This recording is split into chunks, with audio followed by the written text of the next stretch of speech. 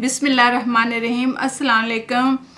आज हम लहसुन का अचार बनाना सिखा रहे हैं, तो चलें इसके इंग्रेडिएंट्स देख लेते हैं क्या क्या कुछ इसमें जाएगा। ये 1 कप मैंने लहसुन लिया हुआ है और 1 ही कप मैंने सरसों का ऑयल लिया हुआ है, और इधर मैंने 3 टेबलस्पून राई दाना लिया है और 2 टेबलस्पून सौंफ और 1 टीस्पून अजवाइन है और 1 टीस्पून मेथी दाना है और 1 टीस्पून कलवंजी है और 1/4 टीस्पून जो है वो हींग ली हुई है। और इधर मैंने 1 टेबलस्पून जो है वो सादा नमक लिया हुआ है और काला नमक मैंने 1 टीस्पून और 1 टेबलस्पून भर के लाल मिर्च है और 1 टेबलस्पून जो है वो चिली फ्लेक्स कुटी हुई लाल मिर्चें ली हुई हैं। 1 टीस्पून हल्दी जाएगी इसमें। और ये जो मैंने जवे लहसुन के लिए हैं ये खासे बड़े हैं और मैंने इसकी कटिंग करके इसको छोटा कर लिया है। आप भी इस तरह, अगर आपके जवे बड़े होंगे तो आप भी 1 के 4-4 2-2 कर सकते हैं। ये मैंने इस तरह इसकी कटिंग करके इस तरह कर लिए हैं। अगर बड़े हों तो छोटे कर लें, बड़े जवे अच्छे नहीं लगते अचार में। तो चलें इसे बनाना शुरू करते हैं। अच्छा, सबसे पहले हमने राई दाना, सौंफ, अजवाइन और मेथी दाने को हल्का सा सॉस पैन में भूनना है और उसका कच्चापन दूर करना है। इसके बाद फिर हमने दरदरा सा इसको कूट लेना है।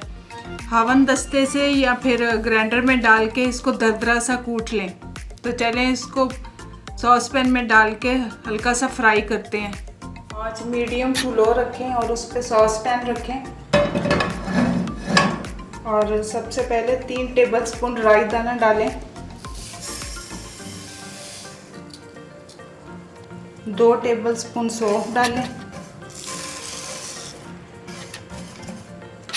1 टीस्पून मेथी दाना डालें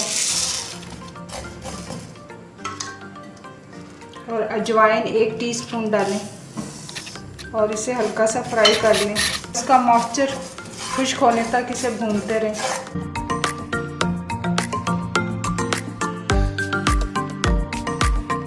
मैंने इसे अच्छी तरह फ्राई कर लिया है। अब इसे दरदरा सा कूट लेते हैं।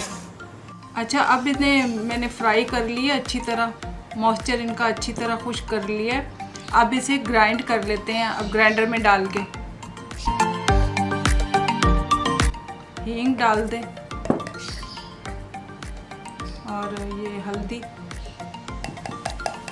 डाल दें और ये मसाले जो हैं, ये तमाम मसाले भी इसमें शामिल कर दें।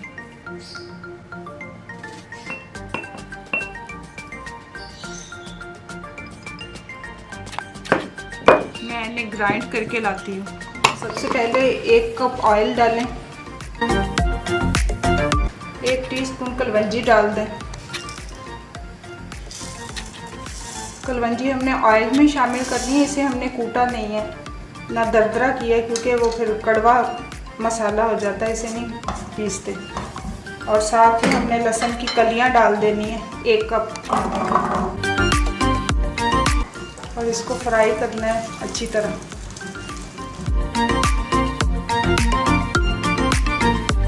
इसको हल्का सा फ्राई करना है, इसका कच्चापन दूर करना। हल्का हल्का गोल्डन हो जाए तो बंद करके बाकी मसाले इसमें शामिल कर देंगे।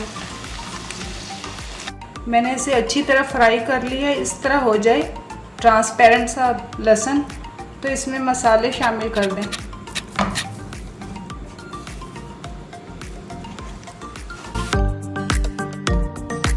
आखिर में 2 टेबलस्पून सिरका शामिल कर दें।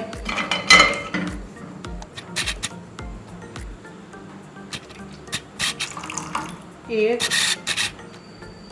और ये 2 टेबलस्पून।